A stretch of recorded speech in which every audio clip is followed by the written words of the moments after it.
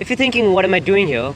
Well, I'm wasting time. Yeah, I know, we should not waste time because time never slows down for anyone. At least that's what we have been told. But is it true? Does time really never slow down for anyone? As per general relativity, in fact, time does slow down. Maybe not in the most science fiction way, but as per Einstein, if we changed from one planet to another or went into space, time would differ. When Newton came up with gravity, he himself could not explain how and why gravity would work. In fact, he himself was not satisfied with his theory. It would take us another 300 years to give us the answer and a detailed theory of general relativity. But what exactly is general relativity? Imagine you were in a rocket that was traveling in outer space, and that's when you get an idea to do a simple experiment. You just simply take a ball and throw it horizontally. All you would see is that the ball travels in a straight line without any deflection. But what if instead of being inside the rocket, you observe the ball from outside as a third person?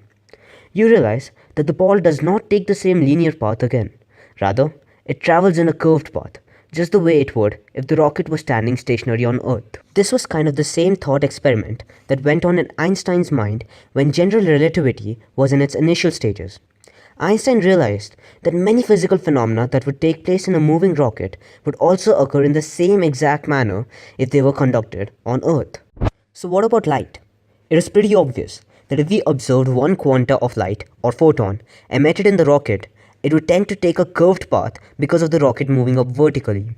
So that implied a simple thing, that if light bent in a moving rocket, then it would tend to bend if it was emitted on Earth. This very imagination became the fundamental foundation of the theory of general relativity. So it seems like gravity tends to bend everything in space. But what exactly is space? Space, in simple words, is a mixture of three dimensions. Or you could call them the XYZ axis. Or that's basically the left and right, front and back, and up and down axis. So now, what if I combine these three dimensions or axes and make a matrix out of it and place a planet or a heavy body object in it? Now we know that gravity tends to curve everything, including light itself. So now when I've placed this object or planet in this matrix, it'll cause a twirl or a curve in the space-time, causing everything in space to curve around the planet, giving an illusion of an attraction. But apart from that, gravity or the general relativity also tends to slow down time. So how in the world does general relativity show that gravity slows down time? Now consider this. If I have to go from point A to point B, I'll first have to cover half the distance. Now once I've covered that, I'll have to cover half of the distance of the half distance. And then I'll have to cover half of that, and then half of that. Considering this, I'll soon have a very small or infinitesimally small distance between me and the point B.